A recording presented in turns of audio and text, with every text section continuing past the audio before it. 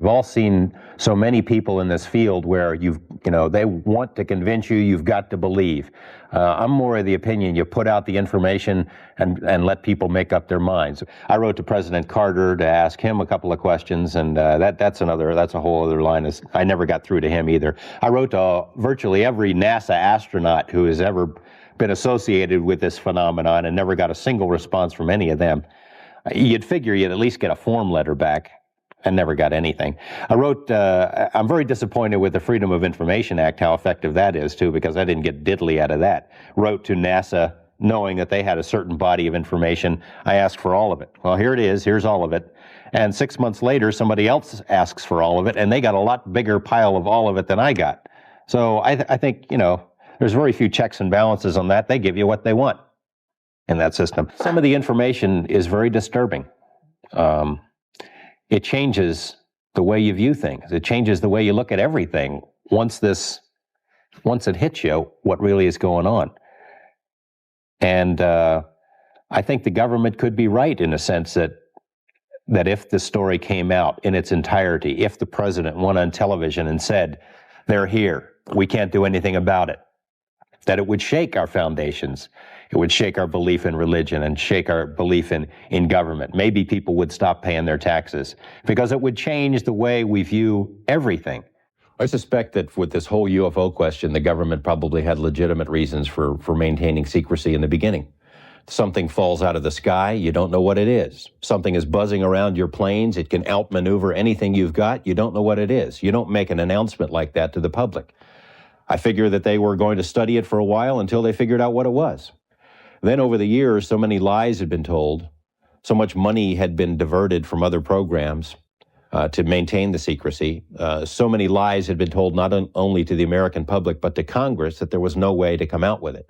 People who have seen disc-shaped craft hidden in hangars, people who have seen these things test flown, people who say they've seen them in underground facilities, both at Groom Lake and at Papoose Lake. People who tell incredible stories about what this technology is capable of, people who say they've been taking it apart to figure out how it works, and that the science, for all intents and purposes, is the equivalent of magic compared to where our science is. Well, I'll tell you, I covered organized crime here in this city for a number of years. I have dealt with a lot of mob witnesses who told me that they were afraid of being bumped off by the mob. People are more afraid of our government than they are of organized crime. They're worried they're going to get killed. John Lear is an interesting man with an interesting background, associations with various intelligence agencies, and I owe him a debt of gratitude because he did help me when I initially began my UFO research. He was at the scene of a UFO crash. What's his name?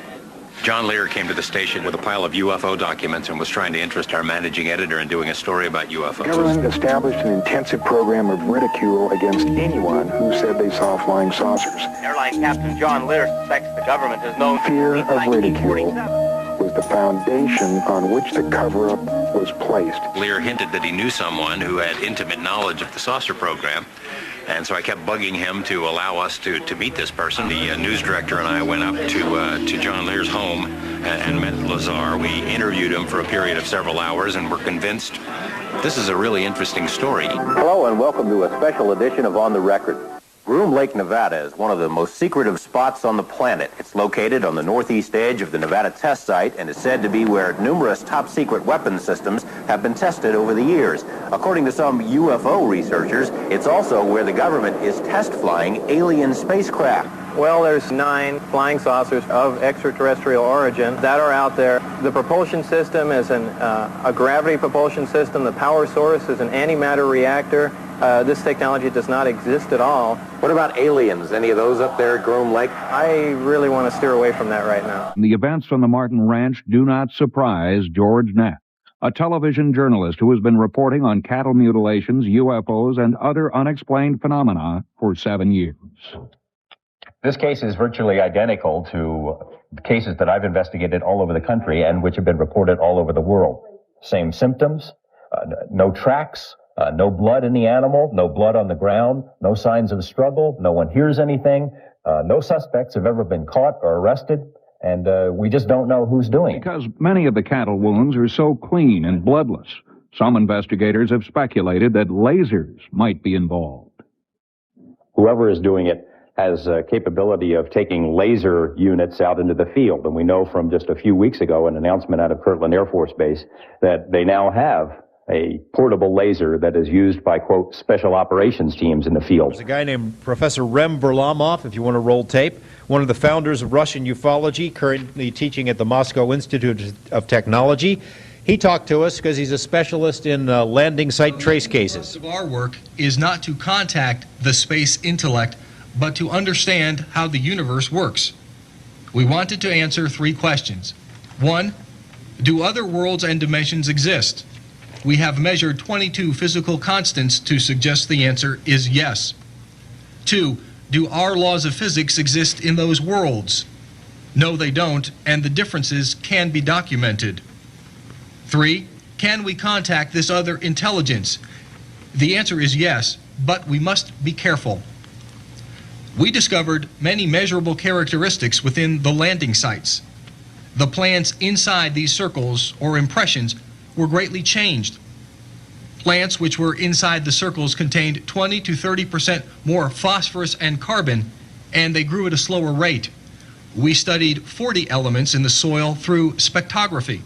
20 of those elements were found in concentrations 20 to 60 times higher inside the circles than outside. Lead was found to be 14 times as concentrated. Titanium, 8.5 times. Cobalt, barium, and zinc, 3 to 4 times. We also documented physical and psychological effects. Inside the circle, heart rates and blood flow were 60% higher. Our testing equipment also was affected at times. We conducted an experiment to see if the measurement of time might be affected by the energy inside the landing sites. We used both mechanical and crystal timepieces, which were synchronized, then placed both inside and outside of the sites. What we found were that after 2 hours inside the landing sites, time speeded up. The timepieces were no longer synchronized. Fascinating. I mean, measurable differences in the elements and things like that, doing stuff that scientists are supposed to do, not going into something with a preconceived idea. You dig in the soil, you test stuff, you put it under a microscope, and you see what you see. He talked about a whole range of fascinating experiments that they had done. He even had a sample of angel hair at one point, a sort of exhaust product, and had some test results from that. He said that there had been at least 6 attempts to make prearranged contacts with alien intelligence, successful to some degree, I think along the lines of some of the stuff that Dr. Greer and CSETI folks have been doing. Varlamov is not alone as a specialist in landing site trace cases. There's another guy I'd been working with for about 30 years. He's a government biologist. He has recognized some truly amazing phenomena. His name is Dr. Yuri Simikov. He specializes in measuring single-cell organisms in the soil at places where witnesses say UFOs have set down. Go ahead and roll this tape. The soil teems with microscopic life outside these circles. Inside, it's just barren. That's one of the findings. But he also was able to find something that was pretty amazing at one of these landing sites. Actually, these items were found at 2 alleged sites, hundreds of miles apart, years removed from each other. What he found in the soil were these tiny, colorful balls or spheres of unknown origin. Neither Simikov nor anyone else could figure out what they were. He says they contained the building blocks of life, and that when placed in water, they opened up like seed pods. We joke that they were like cosmic sperm, and I'll tell you about smuggling half the world's supply of cosmic sperm through customs sometime. Here he is talking about some of the microscopic organisms. The single-cell organisms simply leave the sites. They disappear. They don't die. It's as if they were forced to leave the sites. We also experimented with insects. Insects have different receptors than we do. I suspect insects can feel fields not known to us, or fields that are slightly varied. When we placed flies in a dish and put the dish over the landing site, the flies went wild, buzzing and flying around. The balls, I can't find any evidence of their existence in any printed material. They may be formed as a result of transmutation, when oxygen was transformed into sodium under the influence of the UFO, or maybe they are containers to carry life from one planet to another. Still, the objects are not known. One more thing, at the spots where I found the balls, the flies we used in our experiments not only went wild, but were killed. And mosquitoes could be found outside the landing site, but not inside. He gave me half of the world's known supply of cosmic sperm, and we brought it back and have had a series of tests done on it. And over the course of the years, I still can't tell you what it is.